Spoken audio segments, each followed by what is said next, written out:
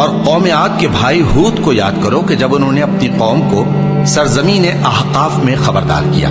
اور ان کے آگے اور پیچھے سے خبردار کرنے والے گزر چکے تھے کہ اللہ کے سوا کسی کی عبادت نہ کرو، مجھے تمہارے بارے میں بڑے دن کے عذاب کا ڈر لگتا ہے۔ کہنے لگے کیا تم ہمارے پاس اس لیے آئے ہو کہ ہم کو ہمارے معبودوں سے پھیر دو؟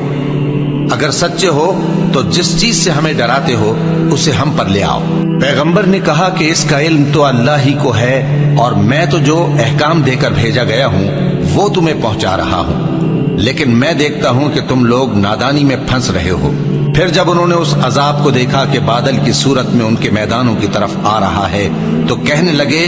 یہ تو بادل ہے جو ہم پر برس کر رہے گا، نہیں بلکہ یہ وہ چیز ہے جس کے لیے تم جلدی کرتے تھے، یعنی آندھی جس میں درد دینے والا عذاب بھرا ہوا ہے،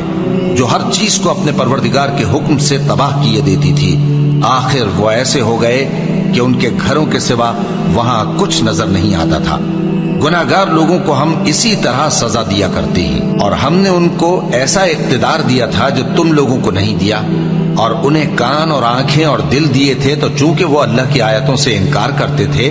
اس لیے نہ تو ان کے کان ہی ان کے کچھ کام آ سکے اور نہ آنکھیں اور نہ دل، اور جس چیز کا وہ مذاق اڑایا کرتے تھے اسی نے ان کو آ گھیرا۔ اور اے مکے والو، تمہارے ارد گرد کی بستیوں کو ہم نے ہلاک کر دیا، اور بار بار ہم نے اپنی نشانیاں ظاہر کر دیں تاکہ وہ رجوع کریں، تو جن کو ان لوگوں نے اللہ کا قرب حاصل کرنے کے لیے معبود بنایا تھا انہوں نے ان کی کیوں مدد نہ کی، بلکہ وہ ان سے گم ہو گئے، اور یہ ان کا جھوٹ تھا اور یہی وہ افترا کیا کرتے تھے۔